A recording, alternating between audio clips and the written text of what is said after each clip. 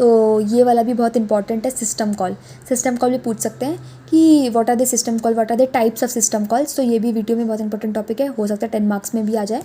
तो system call में इसने क्या बोला है, system call as a mean to access of service. एक सेकेंड, सबसे पहली बात, मैंने सिस्टम कॉल को एक तरह से पहले ही मैंने बहुत इसके बारे में बता दिया है।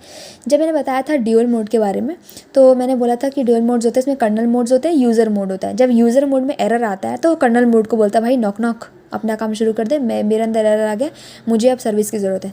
तो वो क्या करता है, वो सिस्टम को कॉल करता है। याद है ना, जब वो mode 0 mode bit 1 mode bit 0 हो जाता है। तो इसलिए इसने लिखा कि system call is a mean to access the service of a operating system.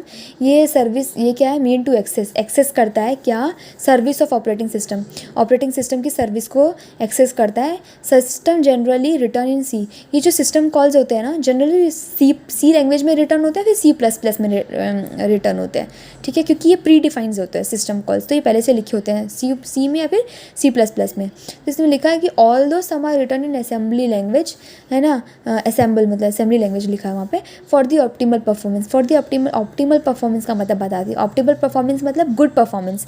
जो प्रोग्राम को 5 मिनट लगेंगे एग्जीक्यूट होने में, वो उसे 2 मिनट में एग्जीक्यूट कर देगा, उसको बोलते हैं ऑप्टिमल परफॉर्मेंस। इसीलिए वो असेंबली लैंग्वेज यूज़ करता है। असेंबली लैंग्वेज वो लैंग्वेज होते हैं जो शॉर्ट फॉर्म्स में लिखे होते हैं, जो शॉर्ट फॉर्म यूज़ करते हैं, जो हमने MES में यूज़ किया था, तो वो होते हैं असेंबली लैंग्वेज। तो सिस्टम कॉल्स उसमें भी लिखे हुए हैं। फिर से बोला बिलो लिस्ट जो है वो हमें ये बता रही है कि सिस्टम कॉल्स के को हम लोग कैसे एक फाइल से दूसरे फाइल में कॉपी कर सकते हैं, ये बिलो लिस्ट बताएगी। या फिर ये भी बता रही है कि सीक्वेंस क्या है सिस्टम कॉल का, और टाइप्स ऑफ सिस्टम कॉल भी बोल सकते हैं इसको। तो पहला आता है प्रोसेस कंट्रोल, दूसरा आता है फाइल मैनेजमेंट, तीसरा आता है device management, information management, communication protection. क्या बोला मैंने, प्रोसेस मैनेजमेंट मतलब कि CPU का मैनेजमेंट, कंट्रोल प्रोसेसिंग यूनिट में मैनेजमेंट, ठीक है। और फिर दूसरा फाइल का मैनेजमेंट, जो फाइल हम लोग जिसमें स्टोर करते हैं उसका मैनेजमेंट।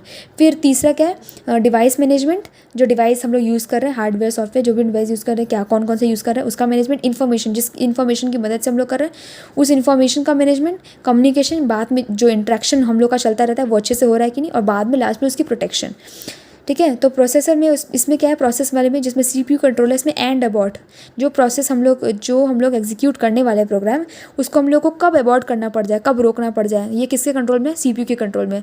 उस प्रोग्राम को लोड करना, उस प्रोग्राम को एग्जीक्यूट करना किसके कंट्रोल में, प्रोसेस CPU वाले कंट्रोल में। उस प्रोसेस को क्रिएट करना, उस प्रोसेस को टर्मिनेट मतलब बीच में ही तोड़ देना, तो उसको क्या, वो भी किसके कंट्रोल में, प्रोसेस कंट्रोल में। गेट प्रोसेस एट्रीब्यूट्स, प्रोसेस के कुछ एट्रीब्यूट्स मतलब टाइप्स लाना, और या फिर सेट